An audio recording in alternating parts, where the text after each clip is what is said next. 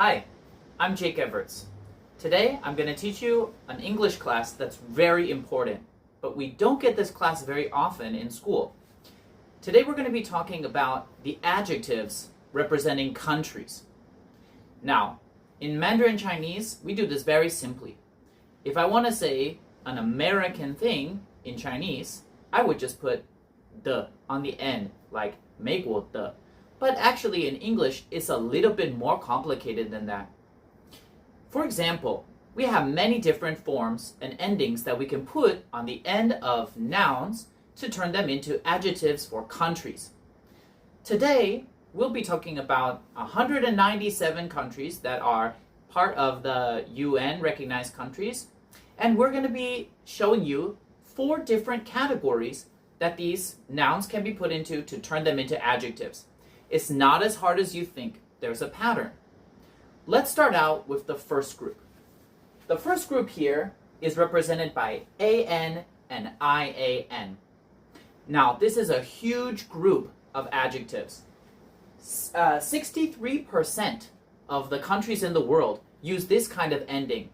So if you don't know how to end a word to turn it into an adjective, then you might want to just think about AN or IAN endings. That represents 124 different countries. Again, if you don't know, you should guess the majority, this one. Many countries have this ending. For example, Brazil. Brazil becomes Brazilian. So I would say something like, let's go get Brazilian food, or my friend is Brazilian. For India, we would say Indian. For example, I really love Indian music, or she is Indian. We wouldn't say she is India person. This is more of Chinese English, and we should avoid saying things like that. You don't say Brazil food, you say Brazilian food. It's really important to say the correct adjective in these cases. Now, how do you know to add IAN or AN? Let's take a look. If the country ends in a consonant, then you're going to add IAN for most of the countries. For example, Brazil, Brazilian. Another example, for India, because India ends in a vowel, you will just add N on the end of it. So you would say India becomes Indian. Canada would become Canadian. These are different examples. Now, let's practice. This is the flag of South Africa. How would you say somebody from South Africa? You would say South African. Again, even though it's AN, the sound is more of an IN sound, in. We don't say South African, we say South African. How about Singapore? Could you guess? Now, even though Singapore ends with an E, the sound at the end is R, so we would say Singaporean, Singaporean. Very good. That's the first group. Again, that's the majority of countries. Let's move on to the next category over here. The next category is ease. We should know this because here in Taiwan, we are Taiwanese, or we speak Taiwanese language. Many countries end with ease, but not as many as AN or IAN groups. There are only 23 countries, or 12%, that have this ending. Some of them are very popular, like Japan. Japan becomes Japanese. Let's have an example here. China. China ends with a vowel. You might be thinking we would say Chinese, but Chinese is difficult to pronounce. We try to avoid having a vowel touch another vowel. So what we would do is we would take off the A on the end and say Chinese. So remember, if it ends with a vowel and you want to say ease, you need to take off the last vowel. So China would be Chinese. We speak Chinese. We don't say she is a China person. That would be incorrect and might be awkward. You would say she is Chinese or she is Japanese. That would be the correct way to say it. I like Japan food? No. I like Japanese food. My favorite music is China music. No, we wouldn't say that. My favorite music is Chinese music. Now, let's have a guess. Do you know this country right here? This flag is from the country of Nepal. Nepal ends with a consonant L. So how would we say if somebody was from Nepal? You would call them Nepalese. Sometimes the accent moves in these adjectives, and we just have to know the difference. So we wouldn't say Nepalese, we would say Nepalese. The accent moves back one syllable. We'll get this through practice. Now, this country is Vietnam. How do you think we would say somebody who is from Vietnam? We would say Vietnamese. Vietnamese. Very good. Again, there are only 12% of countries that use the "-ese" ending. So more of the countries are going to end with the AN and IAN by a lot. Still, you should remember, if you can think about it, a lot of these countries end with an N or M, like Japan and Vietnam. If you remember this, then it's easier than, because we don't say Japanian, okay? Or we don't say Vietnamian. It's easier for us if it ends with N or M to say "-ese" on the end of it. A lot of these countries are in Asia, but not all. Alright, let's move on to the last 3 categories. Again, I said there were 4 categories, but there's a special one at the end that we just have to memorize. The other 2 categories that we can think about and that we can practice, the first one is I, and it's pronounced E.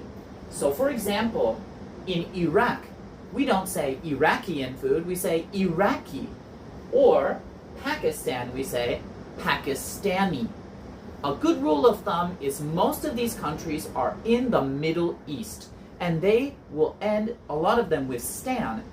If a country ends with stan, we'll just put an I on the end and say E.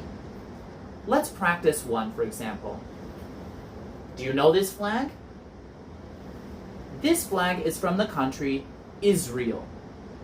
How would you say the music of Israel? That's right, you would say Israeli music, Israeli. Remember, these countries are almost all located in the Middle East area. So that's an easy way to remember the countries that end with an I. And we don't say I, we say E. Iraqi, Pakistani, Afghani, Kuwaiti. Alright, let's move on to the next. Oh, before we move on, there are only 8% or 16 countries that represent that, so it's a very small group. You don't need to remember too much. Maybe only the countries that you've heard of or been to. Let's move on to the next category. Only 11 countries or 6% represent this category. These are countries that end with SH or CH. A lot of these are located in Europe. For example, France. We don't say France people. We say French people. This is because after N, it's easier for us to say CH, not SH. Try to say French. French is difficult to say, so we change that to CH, French. How about England? You should know this. What language are we learning right now? Not England language. We're learning English. Very good. English. Many countries, as I said, are from Europe that have this. How about we try Spain? This is the flag of Spain. How would you say you like the food from Spain? It's a little difficult. We wouldn't say Spanish. We would take off the I and make it Spanish. This is just making it easier for us to pronounce. So we would say Spanish people and Spanish music, Spanish food, and the Spanish language. Now, let's move on to the final category. This is very difficult, and you just have to remember these. However, the good thing is, a lot of these countries you probably won't meet someone from, or maybe you'll never use a lot of these countries' names. So don't worry too much. The last category represents 11% or 22 countries. Probably the one you'll come across the most is Thai.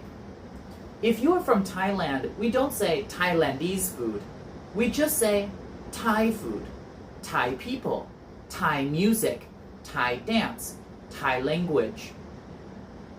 This is really easy to remember as it's just the first part of the word. Several countries use this same pattern, but not all. Another one that you'll come across here in Southeast Asia is from the Philippines. Now, the Philippines is a really big word and starts with a PH, but when we change it to an adjective, we use an F and we say Filipino. So you would say Filipino, he is Filipino, or Filipino music, Filipino food, Filipino culture. This is just one that you need to memorize. In this case, Philippines becomes Filipino. Now, here's a little trick for you. If you don't know the adjective of a country, and you don't just want to guess AN or IAN, what can you do? Well, there's a simple way. You just make the sentence a little bit longer. If you don't know how to say French people, what should I do? Well, I could just say people from France. If I don't know how to say Spanish music, and I don't want to say Spanian music on accident, what should I do? Well, I can just say the music from Spain or the music of Spain. Both of these are okay, and nobody will think it's a problem. But it's a lot easier and makes people feel good if you know the adjective that we say and use about their country. Now, let's have a last example and see if you can try to guess. Maybe you've heard this one. Do you know this flag? This flag is the country of Greece, but we don't say Greece music, and we don't say Greece people. This means Greece is also an adjective, greasy, and it means something that has a lot of oil on it. That would not be nice to say these people are oily. We changed the name. Can you think of the adjective that we would use to say music from Greece? In this case, we take off the C and we put a K. It's Greek music, Greek people, and the Greek language. Now you know. Remember, for every country, there's an adjective that can describe the people, the music, and the language. In Chinese, this is easy. If we want to change the country, 美国, to the place or the thing from that country, we would just add the, 美国的. But if I want to say in English, I can't just put something on the end. I have to think, what kind of country is it? And in this case, America would become American. So I'm American, and this has been my lesson for you on the adjective endings of countries. I hope you learned something. Thank you.